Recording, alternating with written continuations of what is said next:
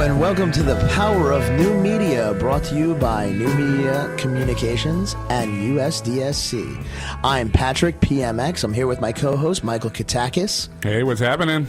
All right, everybody. So last show, you heard us talking a little bit about the CMS platforms. Now, I bet you guys didn't know this, but you could do e-commerce using those CMS platforms.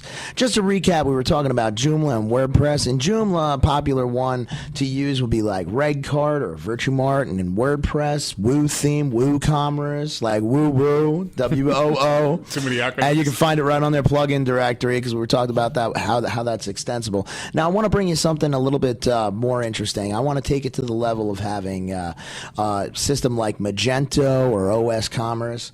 Magento is a very popular e-commerce platform because people can buy themes for it easily on like ThemeForest for about $14 and get started online. Now, if you want to find out more about starting online and e-commerce platforms, visit us on our website at www.powerofnewmedia.com.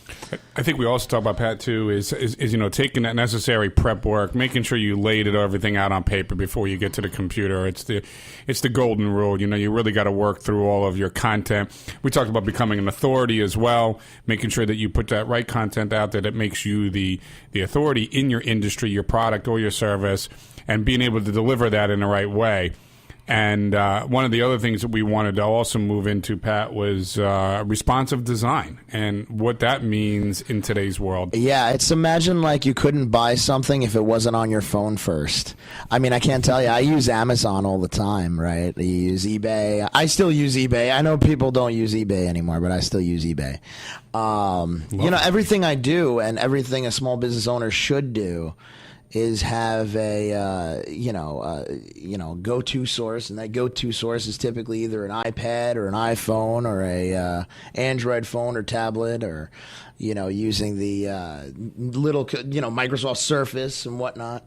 And having a responsive design means that you can have your website displayed on all of those devices at once. Whether it's a desktop computer, the tablet, or a mobile device, it's going to properly be formatted, and that's their whole thing. I was looking at Godiva the other day. And what a beautiful site, right? Yeah, and there are certain people that just get it and do it right.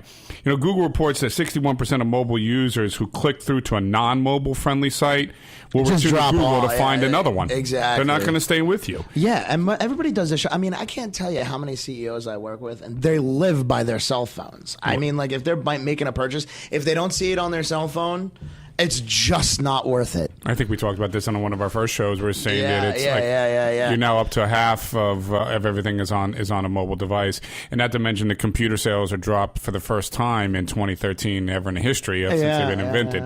Well, it's because technology gets smaller, right? So if it's getting smaller, soon it's just everything's getting. I tell you, all you listeners out there, if you're just catching up with us, we're talking about cell phones and responsive design and how that affects e-commerce. If you want to find out more information on that, visit our website at www.powerofnewmedia.com. So 3 things that are really important with the responsive design. One is that it helps you obtain a higher conversion rate because it's an easier mobile experience. Oh, yeah. Nobody wants to have to blow it up, click, try to get through another one, click, and the drop-down menus are becoming less and less these days. Oh, yeah. And most people, like we were saying in like our show number 1, it was like, e-commerce pages are just, they want one-page checkout.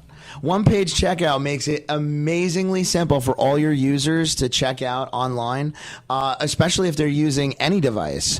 Having them go through steps to fill out shipping information and all this other stuff, the simpler the better. 100%. If it's just a couple of clicks on your phone, you're going to use that system just because it's easier for you, than it would be to launch a really complex system.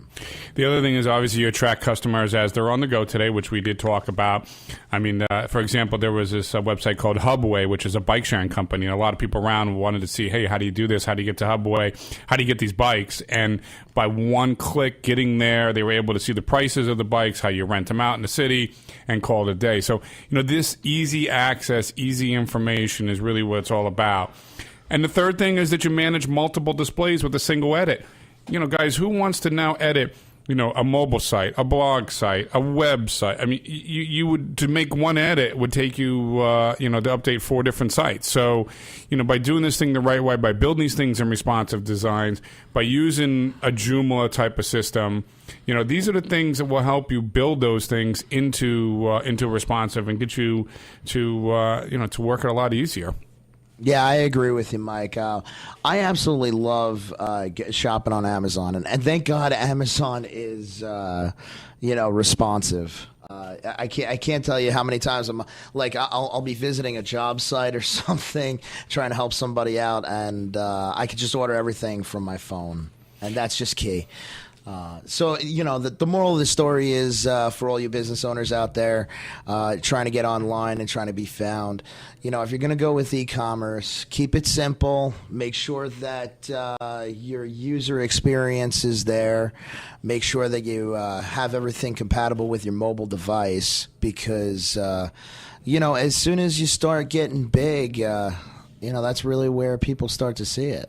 So just to recap a little bit again, and you want to develop the right type of site. You want to make sure that you incorporate, a responsive design. The content's got to be easy and communicate it and become that authority, mobile friendly. Make sure you're working on a sitemap. Create that homepage that really does support, and we talked about this in our last episode, the USPs or the unique selling points of your company and your branded message, through that right imagery and through that precise content.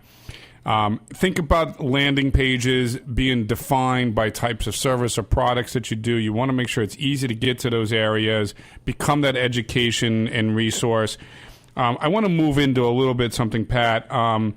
The search engine compliance for the metadata and making sure that everything works on your site for Google, and Google Analytics being essential to have on your site. Pat, how hard is it to really set up Google Analytics as a programmer? Oh, come on. It's cutting and pasting. That's not even technically programming. Like they really, Google, and it's such an amazing company that they are, make things very simple for you. They broke it down so that the regular person who has a CMS system, and whether you're using e-commerce or not, you can install Google Analytics just by cutting and pasting. You basically log in, you get your code, and paste it right into your web page, and there it is. Now, talk to me about Google Analytics. Why is that so important in your mind? Oh, analytics is your pulse, man. That lets you know, everything about your site. And what's really great about analytics is you can hook up Webmaster Tools, which gives you even more insight. And I invite you guys to try and hook up analytics to your site if you don't have it already. It's a free service by Google. And it'll allow you to track your visits, where they came from, how many you're getting, where they drop off of your website, what they do in the first interaction, what they do in the second interaction. And they're getting so... I'm really proud to say that I'm living in an era where Google exists. Because that's amazing. We're actually getting real-time statistics from Google Analytics. An important thing, people, is that when you see these analytics, is to respond to them. I go with a lot of companies. We look at the data, they start to check it out, and then they go into the next meeting and say, okay, it's being handled. But you got to really, really dive into that data, interpret it, and really analyze the changes that you need to make on your site.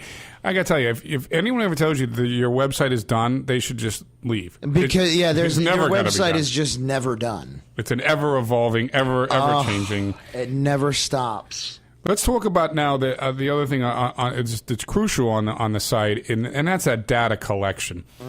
So there's lots of different ways that we call them mousetraps out there to grab someone's data. Click here, put your email to get this.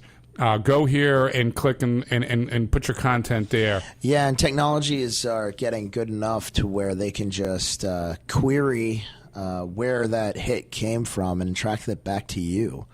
In the bigger systems, even if you just click on a website, they already know it's you. Yeah, that could be. And then but for the small business owner, analytics will give you a good read on where they're coming from. It'll start giving you some valid demographic information. And keep it simple. The simpler it is to find things on your website, the more traffic you'll see in your Google Analytics. If you want more information, you can join us on our website at www.powerofnewmedia. My name is Michael Katakis, and I'm with New Media Marketing, and I'm here with my co-host, Pat from PMX. And today we're talking about websites and how important it is to take all those necessary steps to build something that works. And last but not least on here, I want to just put in here is the famous contact form. You know, it's changed a lot. Make sure you put years. CAPTCHA on your on your contact us form, because I know there are a lot of robots out there that like to hit those things up to get a free link on your website. No doubt, and making sure that the data pack goes into some type of a database. I think it's really important. I think a lot of people just take all these things as email submissions, dump them in their their email, and not really are putting them into a database, because you do need to market those leads, those contacts, those people who visited you. And remember, you got to put that content out there that's going to want to engage people. And like I say, for all our listeners out there catching up with us, make it interesting, keep it simple, and enjoy your experience online. All right, everyone, we're going to wrap it up, and we hope you enjoyed your show. Join us next week at www.powerofnewmedia.com.